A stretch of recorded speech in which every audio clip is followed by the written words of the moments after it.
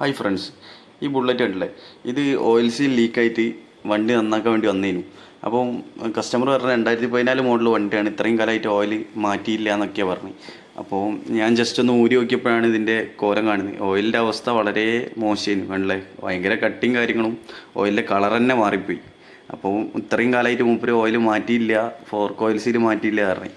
അങ്ങനെ ഊരി നോക്കിയപ്പോഴാണ് ഈ അവസ്ഥ കാണുന്നത്. അപ്പോൾ ദയവ് ചെയ്തിട്ട് നിങ്ങൾ എല്ലാവരും വണ്ടീൻ്റെ ഒരു ഓയിൽ ഒരു 30,000 കിലോമീറ്റർ 25,000 കിലോമീറ്റർ ഒക്കെ ആകുമ്പോൾ ഫോർക്ക് ഓയിൽ മാറ്റാൻ നോക്കുക.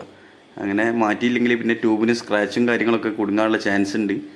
അപ്പോൾ ട്യൂബിൽ സ്ക്രാച്ച് കുടുങ്ങിയിട്ടുണ്ടെങ്കിൽ 1000 ചില്ലാ റുപ്യ മുടക്കേണ്ടി വരും. ഇതാണ് റോയൽ എൻഫീൽഡിൻ്റെ ഓയിൽ വരുന്നത്. അപ്പോൾ 500 ml ഒരു ബോട്ടിൽ വാങ്ങിയിട്ടുണ്ടെങ്കിൽ 2 ട്യൂബിലേക്ക് എടുക്കുക.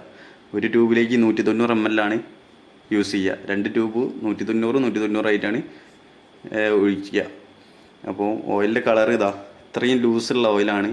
ഇപ്പോൾ നിങ്ങൾ നേരത്തെ കണ്ട ഓയിലും തമ്മിലുള്ള ഡിഫറൻസ് ഉണ്ട്, കളറ് കണ്ടില്ലേ. അപ്പോൾ ദയവായിട്ട് എല്ലാവരും ഇതൊന്ന് ശ്രദ്ധിക്കുക.